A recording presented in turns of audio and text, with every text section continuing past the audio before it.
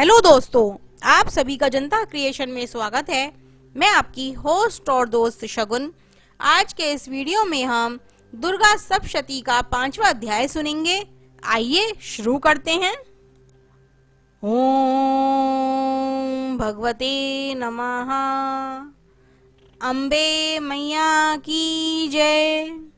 5वां अध्याय देवताओं द्वारा देवी की स्तुति करना। चंड मुंड के मुख से अंबिका के रूप की प्रशंसा सुनकर शुंभ को उनके पास दूत भेजना और दूत का निराश लौटना। महर्षि मेघा बोले, पूर्व काल में शुंभ निशुंभ नामक असुरों ने अपने बल की मद से इंद्र का त्रिलोकी का राज्य और यज्ञों के भाग छीन लिए और उन दोनों इसी प्रकार सूर्य, चंद्रमा, धर्मराज और वरुण के अधिकार भी छीनकर स्वयं ही उनका उपयोग करने लगे। वायु और अग्नि का कार्य भी वही करने लगे और इसके पश्चात उन्होंने जिन देवताओं का राज्य छीना था उनको अपने अपने स्थान से निकाल दिया। इस तरह से अधिकार छिने हुए दैत्यों तथा दैत्यों द्वारा निकाले हुए देवता अपराजिता देवी को स्मरण करने लगे कि देवी ने हमको वर दिया था कि मैं तुम्हारी संपूर्ण विपत्तियों को नष्ट कर रक्षा करूंगी। ऐसा विचार कर सब देवता हिमालय पर गए और भगवती विष्णु माया की स्तुति करने लगे। देवताओं ने कहा, देवी को नमस्कार है, शिव को नमस्कार है, प्रकृति और भद्रा को नमस्कार है। हम लोग रौद्र, नित्या और गौरी को नमस्कार करते हैं। ज्योत्सेनमयी, चंद्र रूपणी व सुख रूपा देवी को निरंतर नमस्कार करते हैं। शरणागतों का कल्याण करने वाली वृद्धि और सिद्धि रूपी देवी को हम बार बार नमस्कार करते हैं और नैऋति राजाओं की लक्ष्मी और स्वाणी को नमस्कार करते हैं। दुर्गा को, दुर्ग स्थलों को पार करने वाली दुर्ग पारा को, सारा सर्वकारिणी ख्याति कृष्ण और धूर्म देवी को नमस्कार करते हैं। अत्यंत सौम्य तथा अत्यंत रौद्र रूपा को हम नमस्कार करते हैं। हम बारंबार प्रणाम है। जगत की आधारभूत कृति देवी को बार बार नमस्कार करते हैं। जिस देवी को प्राणी मात्र विष्णु माया कहते हैं उसको नमस्कार है, उनको नमस्कार है, नमस्कार है। जो संपूर्ण प्राणियों में चेतना कहलाती हैं उनको नमस्कार है। जो देवी संपूर्ण प्राणियों में बुद्धि रूप से स्थित हैं उनको नमस्कार है, नमस्कार है, नमस्कार है। जो देवी सब प्राणियों में निद्रा रूप से विराजमान हैं उनको नमस्कार है, नमस्कार है। जो देवी संपूर्ण प्राणियों में शुद्धा रूप से विराजमान हैं उनको नमस्कार है, नमस्कार है। जो देवी संपूर्ण प्राणियों में छाया रूप से स्थित है उनको नमस्कार है।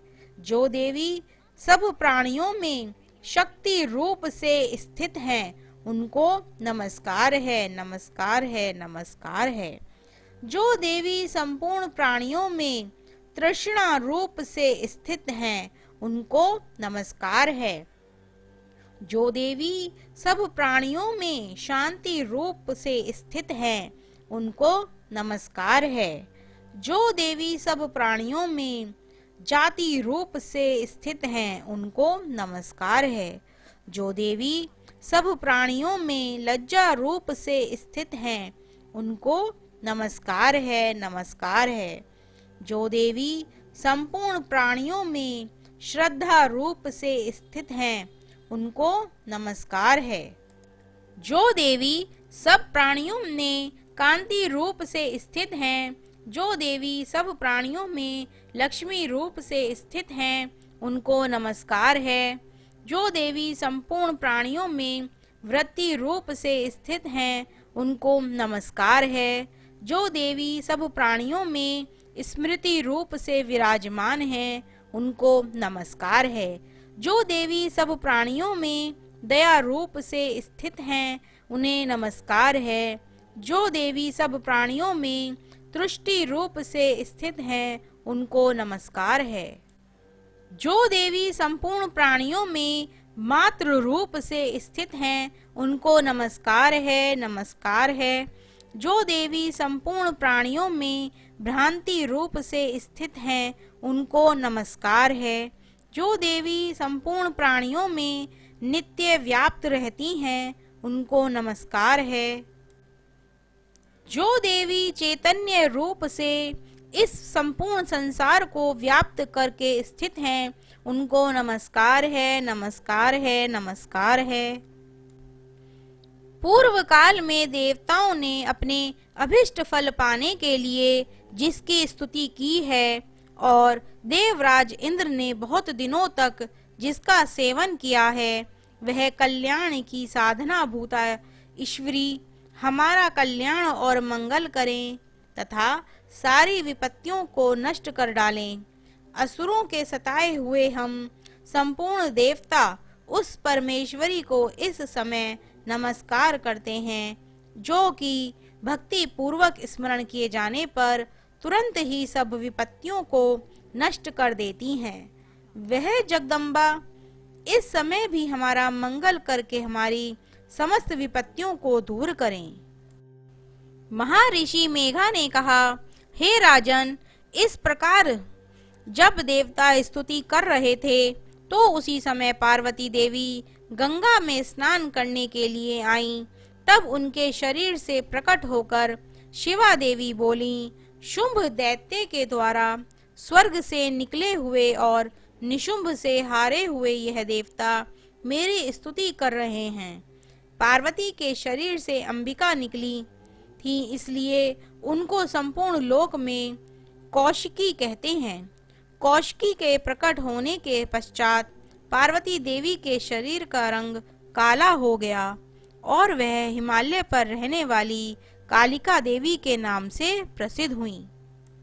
फिर शुंभ और निशुंभ के दूत चंड मुंड वहां आए और उन्होंने परम मनोहर रूप वाली अंबिका देवी को देखा। वह फिर शुंभ के पास जाकर बोले, महाराज, एक अत्यंत सुंदर स्त्री हिमालय को प्रकाशित कर रही है। वैसा रूप रंग आज तक हमने किसी स्त्री में नहीं देखा। हे असुरेश्वर, आप यह पता लगाएं कि वह कौन है और उसको ग्रहण कर लें। वह स्त्री स्त्रियों में रतन है। वह अपनी कांति से दसों दिशाओं को प्रकाशित करती हुई वहां स्थित है, इसलिए आपका उसको देखना उचित है। हे प्रभु, तीनों लोकों के हाथी, घोड़े और मणि इत्यादि जितने रतन हैं, वह सब इस समय आपके घर में शोभायमान हैं। हाथियों में रतन रूप ऐरावत हाथी और उचे श्रेवा नामक घोड़ा तो आप इंद्र से ले आए हैं। हंसों द्वारा जूता हुआ विमान जो कि ब्रह्मा जी के पास था, अब भी आपके पास है, और यह महापग नामक खजाना आपने कुबेर से छीना है। समुद्र ने आपको सदा खिले हुए कमलों की किंजलिनी नामक माला दी है। वरुण का कंचन की वर्षा करने वाला छत्र आपके पास है। रथों में श्रेष्ठ प्रजापति का रथ भी आपके पास ही है।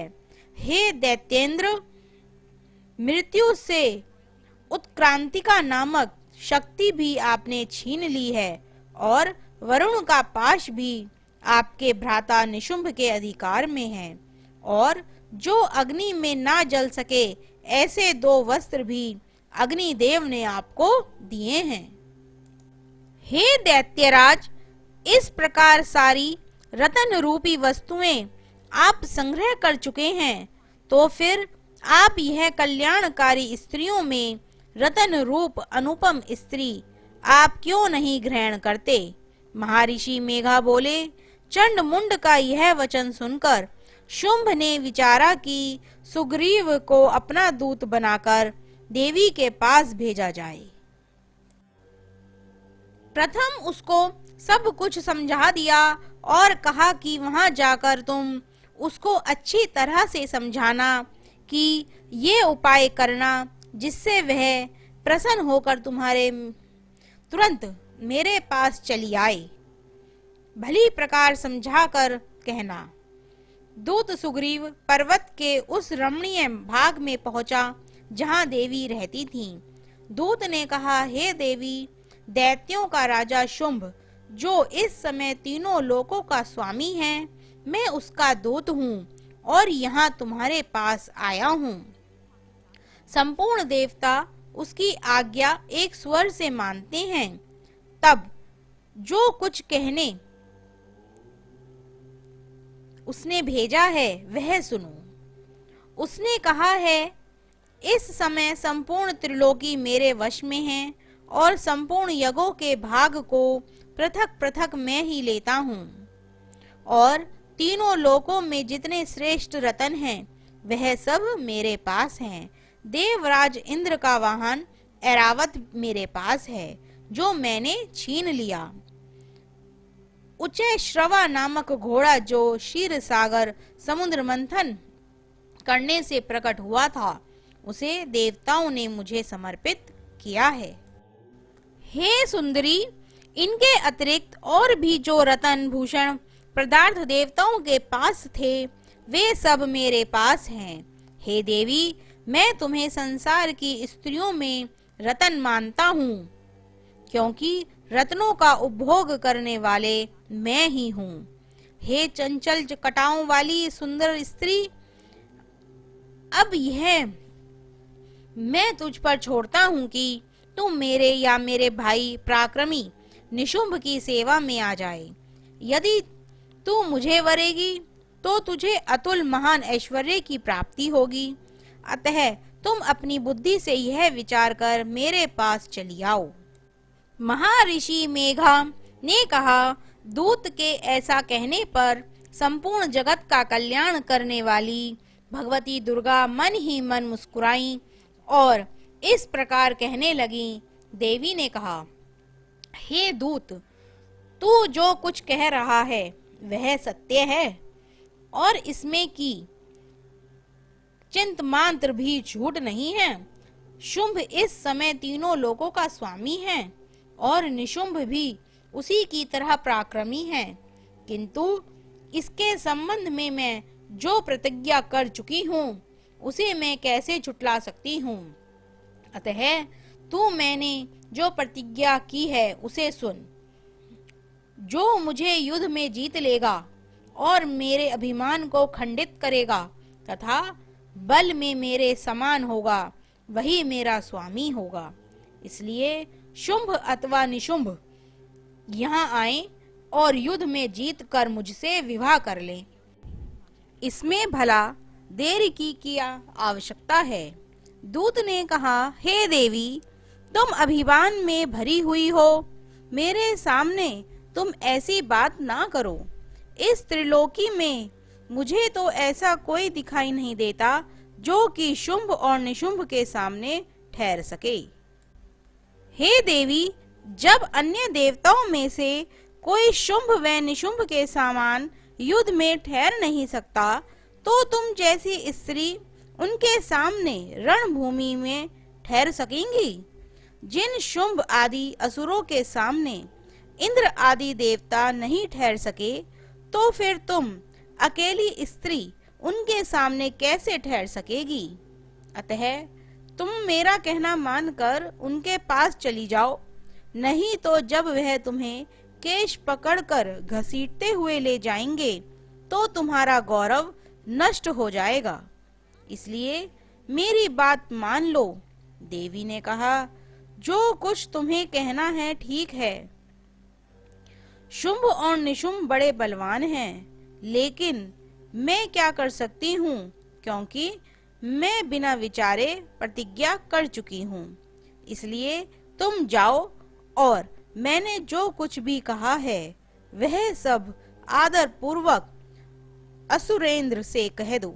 इसके पश्चात जो वह उचित समझे। ओम भगवते नमः। अम्बे मैया की जय। आज के इस अध्याय की कथा यहीं पर समाप्त होती है। आगे की कथा अगले अध्याय में सुनेंगे। दोस्तों, इसी तरह की और कथाओं को सुनने के लिए हमारे चैनल को सब्सक्राइब करें और हाँ, बेल आइकन जरूर दबाएं, जिससे हमारी आने वाली नई वीडियोस की नोटिफिकेशन आपको मिलती रहे। Thank you friends watching this video. Do not forget to like, share and subscribe.